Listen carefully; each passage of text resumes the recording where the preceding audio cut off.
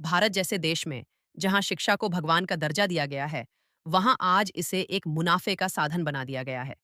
निजी स्कूलों की मनमानी फीस वसूली और महंगी किताबों की बिक्री ने गरीब और मध्यम वर्गीय अभिभावकों की कमर तोड़ दी है। 10 पन्नों की बुक, 300 रुपए का बोझ। आज हालात ये हैं कि एक प्राइवेट स्कूल 10 पन्नों की एक छोटी सी नोटबुक या वर्कबुक के लिए 300 से 350 रुपए वसूल रहा है। यानी एक पन्ने की कीमत 30 से 35 रुपए। यह कोई शिक्षा का साधन नहीं, बल्कि खुलेआम लूट है। ऐसी किताबें जो 20 से 25 रुपए की होनी चाहिए, स्कूल अभिभावकों को मजबूर करते हैं कि किताबें और यूनिफॉर्म सिर्फ उन्हीं द्वारा तय दुकानों से खरीदें। इस तरह एक छात्र की सालाना किताब कॉपी और यूनिफॉर्म पर ही हजारों रुपये खर्च हो जाते हैं, जो एक गरीब या निम्न मध्यम वर्गीय परिवार के लिए भारी बोझ है। क्या सरकार शिक्षा से गरीबों को वंचित रखना चाहती है? ऐसे में सवाल उठता है, क्या सरकार जानबूझकर कमजोर वर्ग के बच्चों को शिक्षा से वंचित रखना चाहती है? एक ओर तो शिक्षा का अधिकार, अधिनियम की बात होती है। दूसरी ओर स्कूलों की इस मनमानी पर सरकार आंखें मूंदे बैठी है। स्कूलों को दी जा रही छूट और निरीक्षण तंत्र की कमजोरी इस बात की गवाही देती है कि सरकार की प्राथमिकता में शिक्षा नहीं, कुछ और है। मुफ्त राशन नहीं, मुफ्त शिक्षा दो। सरकार गरीबों को मुफ्त राशन दे रही है, चावल, गेहूं, दालें, ताकि वे भूखे न रहें।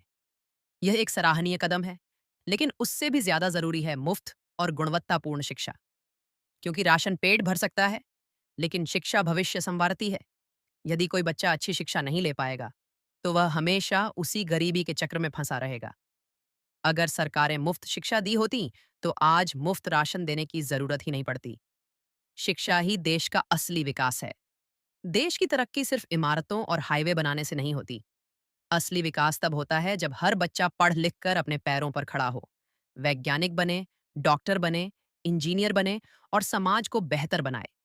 लेकिन जब स्कूल ज्ञान नहीं, व्यापार बेचें और सरकार मूक दर्शक बनी रहे, तो यह सपना अधूरा ही रह जाता है। अब बदलाव जरूरी है।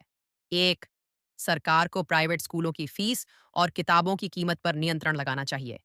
दो, सरकारी स्कूलों को बेहतर सुविधाओं से लैस करना चाहिए, ताकि लोग प्राइवेट स्कूलों पर निर्भर न रहें।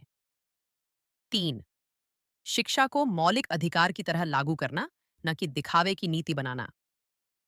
निष्कर्ष, अब समय आ गया है कि सरकार मुफ्त राशन से आगे बढ़े और मुफ्त शिक्षा को अपना मुख्य एजेंडा बनाए। क्योंकि एक शिक्षित समाज ही आत्मनिर्भर बन सकता है, और आत्मनिर्भर समाज ही एक सशक्त राष्ट्र का निर्माण करता है। अगर आज हम नहीं जागे, तो आने वाली पीढ़ियां शिक्षा के अधिकार से वंचित रह जाएंगी।